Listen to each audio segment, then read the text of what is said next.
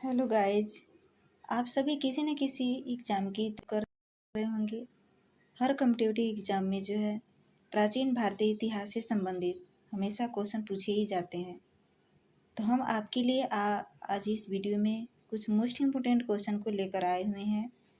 आप हमारे चैनल के माध्यम से अपने एग्ज़ाम की तैयारी कर सकते हैं। तो चलिए शुरू करते हैं हम अपने फर्स्ट क्वेश्चन के साथ अपने वीडियो को। और शुरू करने से पहले आपसे रिक्वेस्ट है कि प्लीज़ हमारे चैनल को सब्सक्राइब कर लीजिए और बेल आइकन को प्रेस कर लीजिए और अपने दोस्तों के पास ज़्यादा से ज़्यादा शेयर कीजिए। ठीक है, तो चलिए शुरू करते हैं हम अपने फर्स्ट क्वेश्चन के साथ। हमारा पहला क्वेश्चन दिया है द्वितीय बौद्ध संगीति की अध्यक्षता किसने की। देखिए, इसका सही जवाब जो हो जाएगा ऑप्शन डी होगा, सबकामी। इसके बारे में हम डिटेल से भी समझने की कोशिश करेंगे। हम पूरे क्वेश्चन को जो है डिटेल से समझाने का प्रयास किए हैं। आपको यदि वीडियो अच्छी लगे तो लाइक एंड शेयर जरूर कीजिएगा। तो देखिए, इसमें इसको विस्तार से देख लेते हैं। इसका कुछ महत्वपूर्ण बिंदु हैं।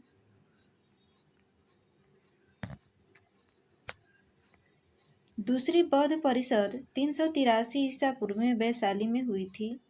इसकी अध्यक्षता शिशुंग वंश के कलशुग के अधीन सबकामी ने की थी, जिसका उद्देश्य वैशाली और पाटलिपुत्र के भिक्षुओं के दो विरोधी समूहों और कौशाम्बी और अवंती के भिक्षुओं के बीच अनुशासन संहिता के बारे में विवाद को सुलझाना था। देखिए, जो दूसरी बौद्ध संगीति हुई थी उसमें उसकी अध्यक्षता जो है शिशुंग वंश के कलशुग के अधीन जो हुई थी उसकी अध्यक्षता, और उसका मुख्य उद्देश्य यही था कि कौशाम्बी और अवंती के भिक्षुओं के बीच जो है अनुशासन संहिता के बारे में विवाद को सुलझाना था। तो द्वितीय बौद्ध संगीति की अध्यक्षता किसने की थी, तो इसका राइट आंसर हो जाएगा सबकामी। ठीक है, अगले क्वेश्चन की तरफ चलते हैं। सिंधु घाटी सभ्यता निम्नलिखित स्थलों से किस पर अनुष्ठानिक स्नान के प्रावधान के साथ विशिष्ट अग्नि देवियों की पंक्तियां पाई गई हैं। इसका सही जवाब होगा ऑप्शन सी, कालीबंगन। इसको डिटेल में देख लेते हैं। ये कालीबंगन एक पुरातात्विक स्थल है जहां जूते हुए खेत, ऊंट की हड्डियां, गोलाकार और आयताकार कब्रें अनुष्ठान स्नान के प्रावधान के साथ विशिष्ट अग्नि यानी कि वैदिक वेदियां मिली हैं। कालीबंगन में जो है एक पुरातात्विक स्थल है और यहाँ पर जो है जूते हुए खेत, ऊंट की हड्डियां, गोलाकार और आयताकार कब्रें मिली थी और स्नान के प्रावधान के साथ विशिष्ट वेदियां मिली हैं वहाँ पर। ठीक है, अगले क्वेश्चन की तरफ चलते हैं। हमारा अगला क्वेश्चन है 10 कुमार चरित्र के लेखक कौन थे और वे किसके दरबार में रहते थे। 10 कुमार चरित्र के लेखक जो है कौन थे और किसके दरबार में रहते थे। इसका राइट आंसर हो जाएगा ऑप्शन ए, दंडिन नंदीवर्मन द्वितीय। दंडिन नंदीवर्मन द्वितीय। अगला क्वेश्चन, इसको डिटेल में देख लेते हैं। 10 कुमार चरित्र की रचना दंडिन ने की थी, जो 6वीं-7वीं शताब्दी में गद्य रोमांस के संस्कृत और लेखक और काव्यशास्त्र के प्रख्यात थे। भारवी और दंडिन जो क्रमशः किरातार्जुनीय और 10 कुमार चरितम के लेखक थे, पल्लव दरबार में रहते थे। याद रखिएगा। अगला क्वेश्चन दिया है, नंद वंश का संस्थापक कौन था। देखिए, नंद वंश का संस्थापक जो था वो महापद्मनंद था। ये मोस्ट इम्पोर्टेंट क्वेश्चन है। नंद वंश का संस्थापक जो है महापद्मनंद था। महापद्मनंद 345 ईसा पूर्व से 329 ईसा पूर्व नंद वंश के संस्थापक थे। अगले क्वेश्चन है, प्रथम सातवाहन राजा कौन था। प्रथम सातवाहन राजा जो है कौन था, तो इसका सही जवाब होगा सिमुका। देखिए इसके बारे में डिटेल से देख लेते हैं। सिमुक 230 से 207 ईसा पूर्व सातवाहन वंश के संस्थापक थे। इन्होंने वर्तमान महाराष्ट्र और मध्य प्रदेश के कुछ हिस्सों पर विजय प्राप्त की थी। उनके बाद उनके भाई कान्हा ने अपना राज्य आगे बढ़ाकर वर्तमान आंध्र प्रदेश तक पहुंचाया। यानी कि जो सिमुक थे वो सातवाहन वंश के संस्थापक थे और उन्होंने जो है जो वर्तमान में इसमें महाराष्ट्र और मध्य प्रदेश हैं उनके कुछ हिस्सों पर जो है उसमें विजय प्राप्त की थी। उसके बाद उनके भाई कान्हा ने अपना राज्य आगे बढ़ाया था। कहाँ तक बढ़ाया था जी? इसमें जो वर्तमान में आंध्र प्रदेश है वहाँ तक उनके भाई कान्हा ने जो है अपना राज्य बढ़ाया था। तो याद रखिएगा इसको भी। नेक्स्ट क्वेश्चन दिया है, धौली पहाड़ियाँ भारत के निम्नलिखित में से किस राज्य में स्थित है?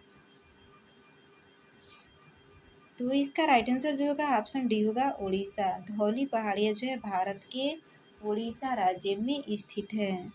धौली पहाड़ियाँ उड़ीसा के भुवनेश्वर से 8 किलोमीटर दक्षिण में दया नदी के तट पर जो है स्थित है।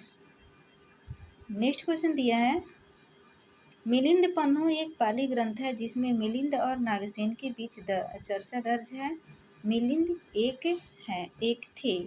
तो मिलिंद क्या थे जी? मिलिंद पन्नू एक पाली ग्रंथ है जिसमें मिलिंद और नागसेन के बीच जो है चर्चा दर्ज है। तो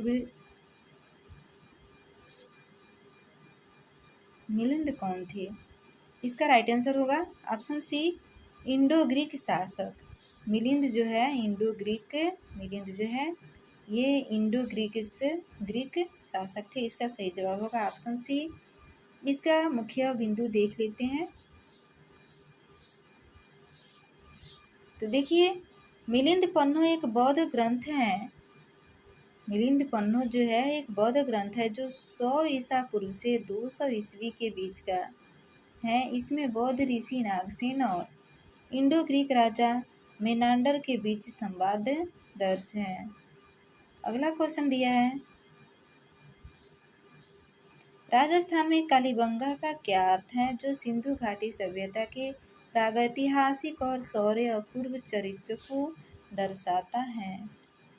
इसका राइट आंसर जो होगा ऑप्शन बी होगा काली चूड़िया।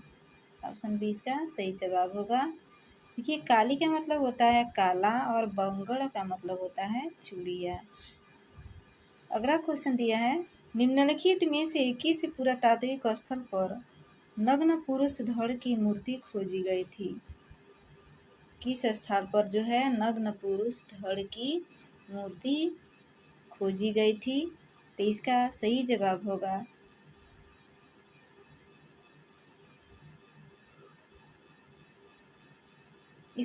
जवाब होगा ऑप्शन सी हड़प्पा।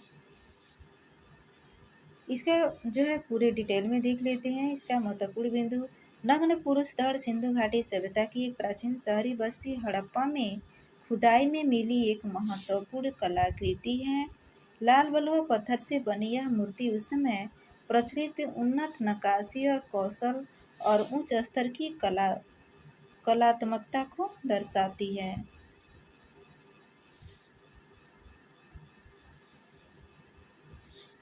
अगला क्वेश्चन दिया है, प्रसिद्ध गायत्री मंत्र निम्नलिखित में से किस वैदिक देवी को संबोधित है? इसका राइट आंसर होगा ऑप्शन सी सावित्री। गायत्री मंत्र को जो है सावित्री मंत्र के नाम से भी जाना जाता है। गायत्री मंत्र को सावित्री मंत्र के नाम से भी जाना जाता है। यह ऋग्वेद का एक महत्वपूर्ण मंत्र है जो 5 तत्वों से की देवी सावित्री को समर्पित है। गायत्री उस वैदिक मंत्र की देवी का नाम है जिसमें छंद की रचना की गई है। नेक्स्ट क्वेश्चन दिया है, निम्नलिखित में से कौन संगम काल, जिसे कभी कभी तमिल भूमि की बाइबिल भी कहा जाता है, कि तमिल साहित्य का सबसे महत्वपूर्ण कार्य है? तो देखिए इसका राइट आंसर जो होगा ऑप्शन ए होगा तिरुकुल। सही जवाब होगा तिरुकुल। इसका इम्पोर्टेंट बिंदु है तिरुवल्लुर तिरुकुल यानी कि जिसे कुरल के नाम से भी जाना जाता है नामक पुस्तक के लेखक थे। यह एक क्लासिक तमिल संगम साहित्य है जिसमें 1330 दोहे या कुरल है।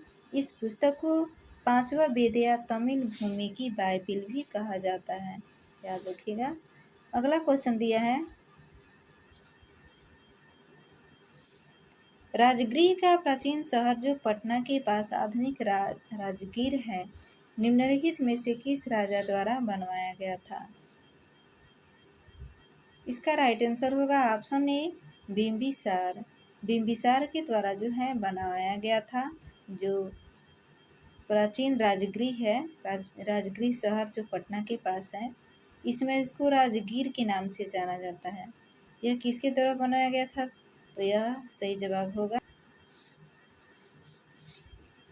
प्राचीन शहर राजगृह जो कि पटना के पास आधुनिक राजगीर है, बिम्बिसार द्वारा बनवाया गया था।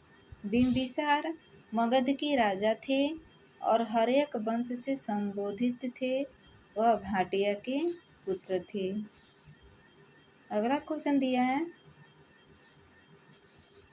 निम्नलिखित में से कौन सा युग्म सही सुमेलित नहीं है?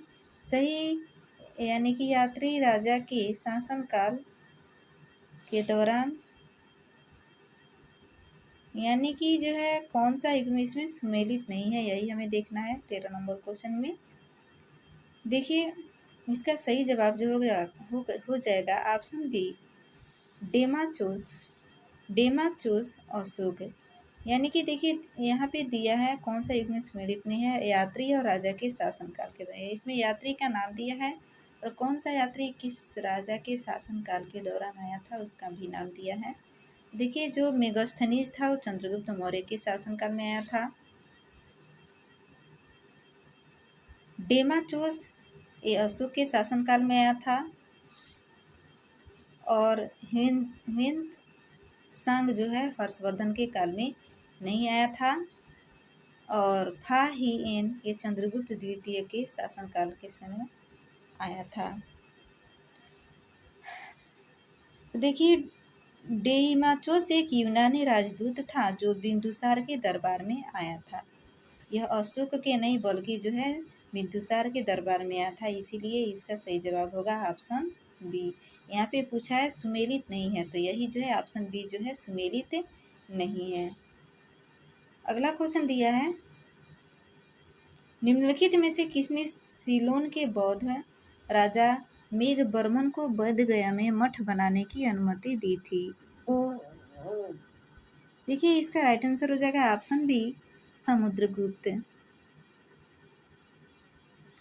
इसका इम्पोर्टेंट बिंदु है, समुद्रगुप्त ने सीलोन के बौद्ध राजा मेघवर्मन को बोधगया में एक मठ बनाने की अनुमति दी थी।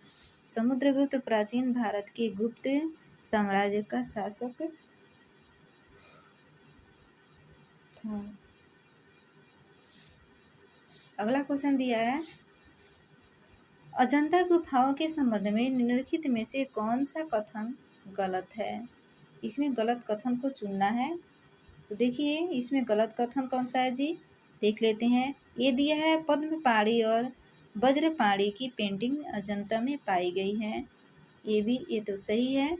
ये गुफाएं 1983 से यूनेस्को की विश्व धरोहर स्थलों का हिस्सा है, ये भी सही है। ये पेंटिंग बौद्ध, जैन और हिंदू धर्म की धार्मिक कला है। तो देखिए इसका ये जो है ऑप्शन गलत है, ऑप्शन सी जो है इसका गलत दिया है। उन्हें 1819 में फिर से खोजा गया था। तो इसका जो है सही जवाब होगा ऑप्शन सी। इसमें आपके क्वेश्चन में भी पूछा है गलत कथन को चुनना है, तो गलत कथन इसमें जो है ऑप्शन सी होगा। इसकी टिप्पणी देख लेते हैं। अजंता की गुफाओं में चित्रकारी और शैल मूर्तियाँ जो महाराष्ट्र में एक बौद्ध मठ परिसर है, यह भारत के बौद्ध धर्म के स्वर्ण युग और एक अद्वितीय कलात्मक उपलब्धि का प्रमाण है। वह यहाँ जो है केवल बौद्ध चित्रकारी थी, यहाँ पर जो है केवल बौद्ध चित्रकारी थी। देखिए अगला क्वेश्चन दिया है, निम्नलिखित में से किसे बाणभट्ट ने महाराज धीराज और हूण मृग का सिंह बताया है। देखिए इसका राइट आंसर जो हो जाएगा ऑप्शन बी होगा, प्रभाकर वर्धन। इसको पूरी डिटेल में देख लेते हैं कुछ मुष्ट बिंदु को।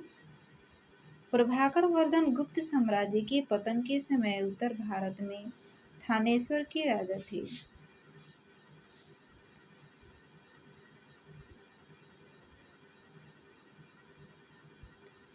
थानेश्वर के राजा थे। बाणभट्ट ने प्रभाकर वर्धन को हूणों के खिलाफ एक मजबूत रुख का श्रेय देते हुए उन्हें हूण मृग के लिए एक शेर के बारे में वर्णित किया गया है। अगला क्वेश्चन दिया है, भगवती सूत्र निम्नलिखित में से किस धर्म से संबंधित है। तो इसका सही जवाब होगा ऑप्शन बी, जैन धर्म। जैन धर्म जो है इसका सही जवाब हो जाएगा। देखिए इसको पूरी डिटेल में देखते हैं। भगवती सूत्र 12 जैन आगमों में से 5वां है जिसे महावीर द्वारा प्रवर्तित किया गया माना जाता है। भगवती सूत्र के बारे में कहा जाता है कि इसकी रचना जैन धर्म के श्वेतांबर संप्रदाय के सुधमार स्वामी ने की थी। अगला क्वेश्चन दिया है,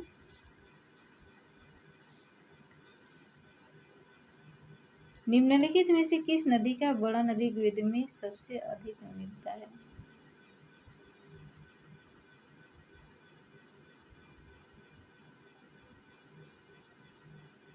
अगला क्वेश्चन दिया है,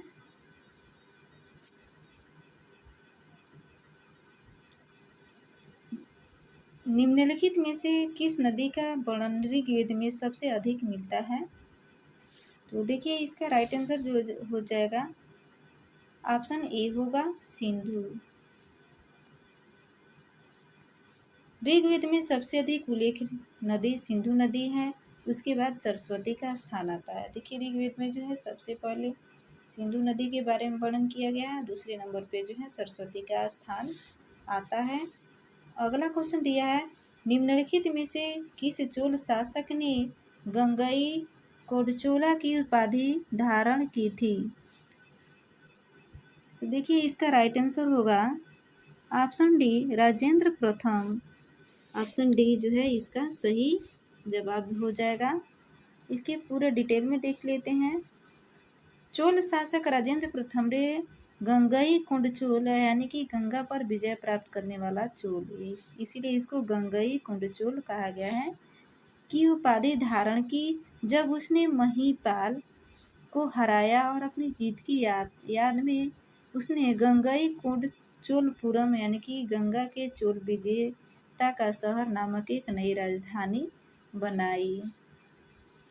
नेक्स्ट क्वेश्चन दिया है, धनुर्धर प्रकार, राजा और रानी प्रकार, छत्र प्रकार और घुड़सवार प्रकार 4 प्रकार के सोने के सिक्के किसके द्वारा जारी किए गए थे।